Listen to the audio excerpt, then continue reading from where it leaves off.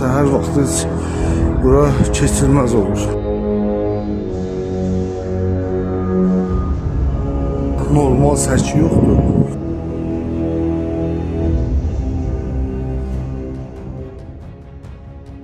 Yetimlər neynəsinlər? Harada saxlayırlar, cərimə yazılır.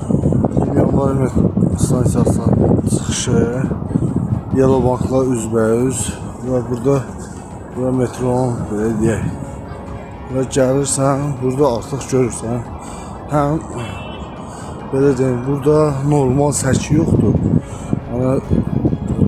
Qum çınqıldır. Burada da bütün maşınlar belə saxlayır. Yəni yəqin ki, böyük ehtimalla səhər vaxtı bura keçilməz olur. Barometrin qaynar xəttinə vətəndaşlar tərəfindən daxil olan videoda bildirilir ki, ərazidə, yəni 20 yanvar metrosunun çıxışında həm səkilər bərbad gündədir, həm də ki, gördüyünüz kimi avtomobillər vətəndaşlar üçün nəzərdə tutulmuş səkilərdə saxladığı üçün hərəkət çətinləşir. Yetimlər neynəsinlər? Harada saxlayırlar, cərimə yazılır. Neynəsinlər? Babayaq onkologiya xəstəxanaya gəlmişəm, yer tapamıram saxlamağa. Rahat bir yerdə saxlayıb xəstə düşürtməksən gəlib çəkirlər. Məcbur da adam gəlsin burada saxlasın. Maşın çoxdur, saxlamağa yer tapa bilmirlər. İndi burada şoferlərin də günahkarı mənim elə biləm yoxdur, bunların da günahı yoxdur. Yer darışıq olduğuna görə belə baş verir də. Burada maşın saxlamağınızın səbəbi nədir? Biz rayonlara işləyirik, şoferik, buradan klient götürür, sərnişin. Başqa saxlamağa yer yoxdur. Yolun qırağında saxlayırıq, 80 manat, 100 manat çəkirlər. Məcbur burada saxlayırıq. Biz də 1 manat, 2 manat yoldan pulumuz çıxır da bizim. Başqa yolumuz yoxdur.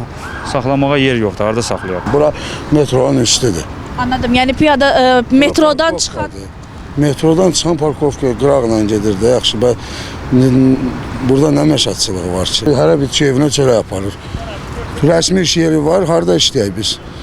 Hər evinə bu günləri ailəsini dolandırmağa bir 4 uşaq saxlayıram mən. Nə ilə dolandıraq uşaqlarımızı?